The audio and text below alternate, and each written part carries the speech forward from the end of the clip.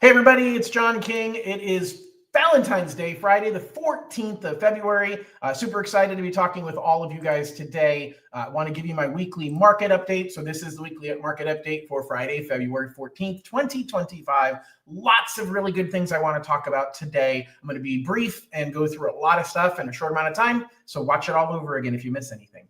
So first of all, what the heck is going on with the economy? We continue to have a lot of changing things that are happening that are pulling us in both directions. So basically inflation, retail, and jobs. Those are the three big things that are happening, especially this week. So from an inflation perspective, the two biggest inflation reports came out this week on Tuesday and Wednesday, or Wednesday and Thursday. I think it was Wednesday and Thursday. And those showed inflation a little bit higher than we were hoping. So inflation is the devil, and we are super worried about inflation coming back up. It is what the Federal Reserve is concerned about and why the Fed stopped lowering interest rates. Remember, the Fed only controls short-term rates. The Fed lowering short-term rates over the last 6 months has actually been driving long-term, which is mortgage rates, higher.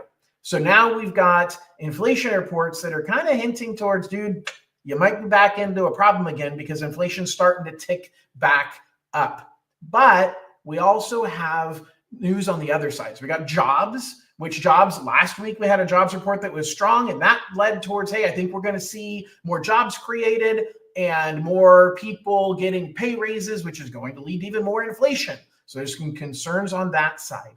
Then we've got some of the market reports specifically this morning about retail sales that says, hey, how's it going? Like, are a lot of people out there shopping or are they not? And retail sales numbers this morning dropped. There were fewer sales happening, meaning the number of products sold by retailers is declining. Fewer people are out shopping, buying things. What does that mean? Why is that a big deal? Because it's one of the first cracks that starts to show in an economy where people are pulling back. Where basically it's saying, hey, consumer spending is slowing, which is bad news for the economy, but could be good news for mortgage rates. And in general, the housing market follows along with mortgage rates. So we have to worry right now about basically, the manic market that's pulling us in both directions at the exact same time. And the highs are high and the lows are low. And that's not good news because we're going to see violent swings back and forth when it comes to interest rates, when it comes to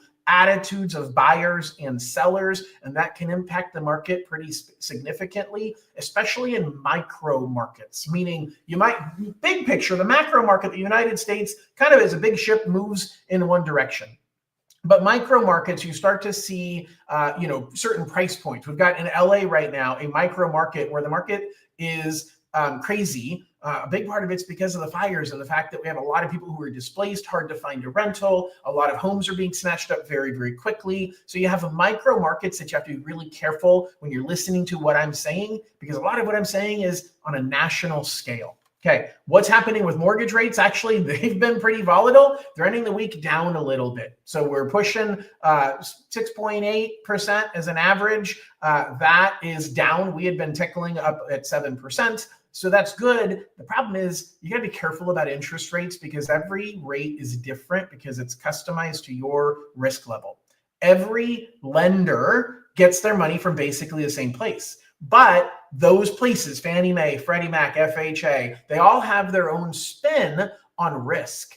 And they set rules called loan level price adjustments. That means it's a price that's adjusted at the actual loan itself based on the criteria of the loan. Well, that can make your loan more or less expensive than your neighbor's loan. So just be aware of that fact that as we see these huge swings and people are saying, oh my gosh, rates are up to 7.1, they're down to 6.8. That all is the average interest rate. That is not necessarily the interest rate that you are going to get. So something very, very important to pay attention to.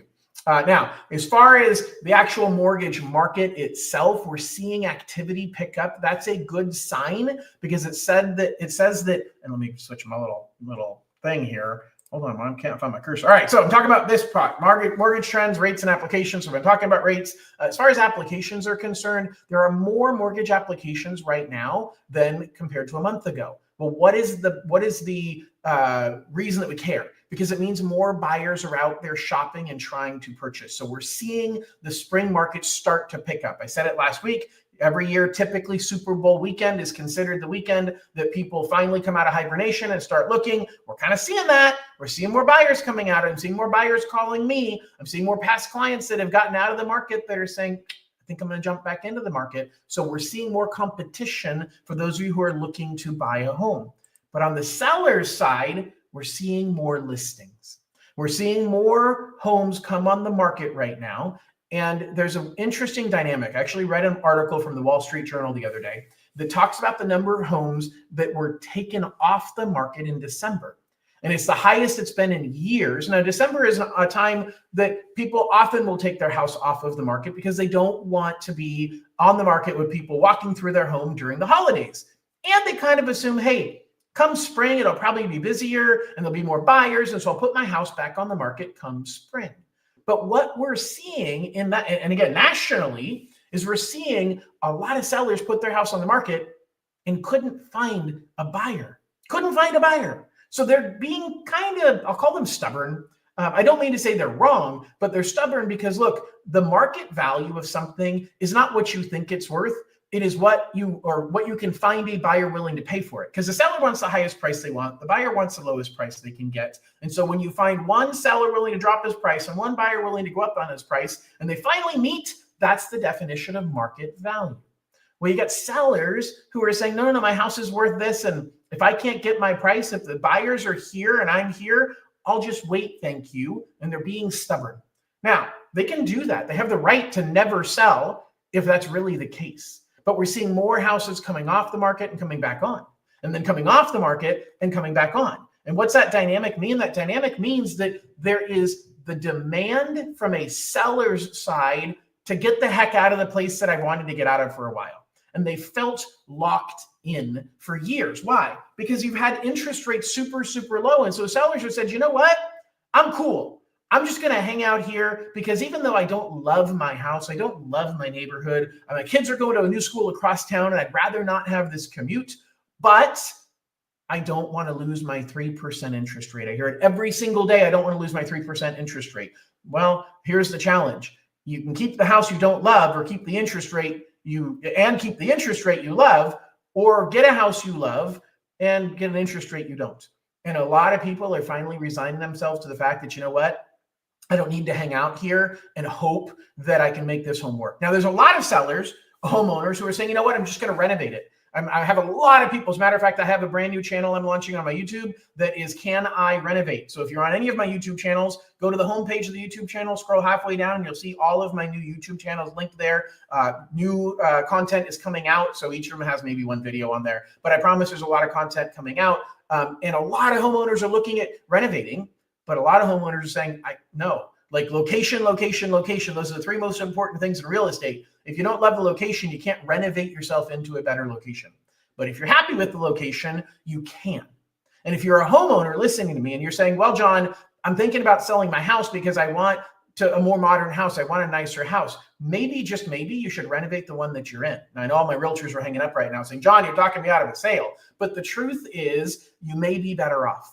If you move, you're going to lose your interest rate anyway. So maybe you're better off renovating the home that you're in because you already love the home. You love the neighborhood. You just want to make the home bigger or better. You want to add an ADU or something else in the back. But for the rest of you sellers, I have a really good idea for you.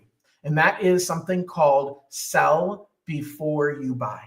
It's the biggest challenge when you decide, you know what, I'm not going to be locked in. I'm not going to force myself to stay in this home. I want to sell it.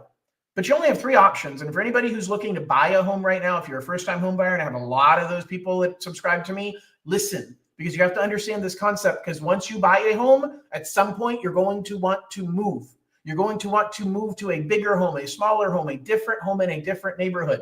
And so what you have to understand is the process of trading out your home is not the same as trading out your car. You don't drive to the dealership with the keys to your old car and drive away with the keys to your new car. It doesn't work that way. You have three ways that you can make it work. You can sell first. That's great because now when you go to buy a home, you're not contingent on the sale of the other house, but you're also homeless for a period of time. And if you can't find the right house, you might be homeless for a long time. That's not the preferred choice for most people. You can buy and sell at the same time. That's great because it's kind of like the car dealership, except you have to find a seller willing to sell their house to you but wait for you to find a buyer willing to buy your house. Or you can do the opposite. You can find a buyer willing to buy your house, but you now have to find that buyer that's willing to wait until you find a seller willing to sell a house to you. Either way, your offer is contingent on finding the other person in the daisy chain. And depending upon how hot the market is, will determine whether you can be successful. Think back to 2020 and 2021. We had a whole bunch of people wanting to buy homes, way more than the number of homes that were listed for sale. A seller could put their house on the market and a day later get 22 offers. So if a seller's getting 22 offers, why would they take an offer from somebody that isn't ready to close right away? Why would they take an offer from somebody who had to sell their home? So you couldn't do contingent offers in a hot market like that. Now, a market like today, you can, but it's still, if you're in a microclimate or a particular property that's super hot, it's not easy to be successful. So now you go to option number 3, which is you buy before you sell. But you can't. Why? Because then you'll have 2 house payments. And where do you come up with your down payment? Because your down payment money is coming from the sale of your current home. And so for most people, they don't have the cash to come up with the down payment money out of their pocket until now.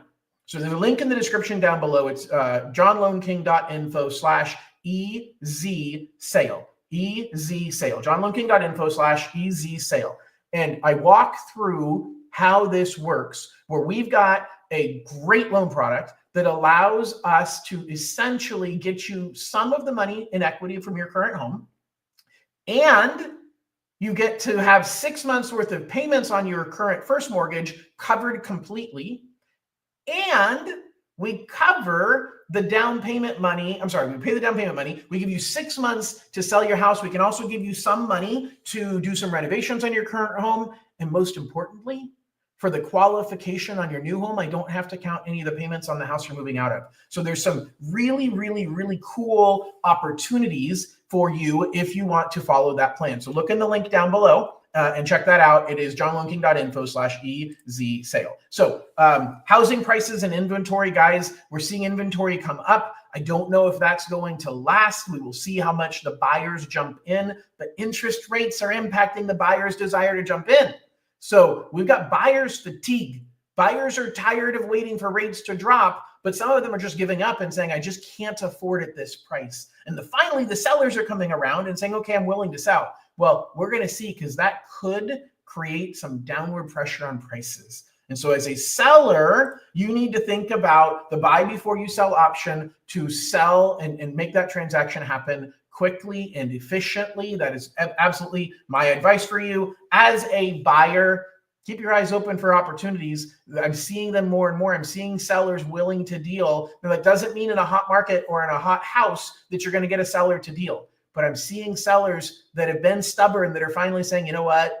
I really just want to make this move happen, especially insider secret. Don't tell anybody. But if a house just fell out of escrow, that's the best time to jump in and get a deal from a seller. Because that seller has already cashed the check, has already made the move. They were done. They were out of that house. And so for that seller whose house fell out of escrow, you swoop in the day the house falls out of escrow, the day after the house falls out of escrow. Remember, this is a super insider secret. Don't tell anybody. But you have the best opportunity because mentally the seller is like, dude, I thought my house was sold. They're sad. They're frustrated. They're scared that they're not going to get the house sold. And they had already planned on making that next move. So it is your best opportunity to jump in and purchase that home and get a deal on it is the moment a property falls out of escrow and goes back on the market. All right, I've covered a lot in a short amount of time. I want to thank you guys. If you have questions, feel free to post them in the comments right now. If you came late, go back and watch this recorded. Check out the rest of my YouTube channels and subscribe. The content will start coming, so go to any one of my YouTube channels, scroll down on the homepage, and you will find a link to all of my channels. I now have 6 of them, so if you're not subscribed to all 6, you're missing out. Everybody, it doesn't look like I have any questions. I'm going to let you go. Have an absolutely wonderful weekend. Happy Valentine's, everybody, and we'll talk to you soon. Bye-bye.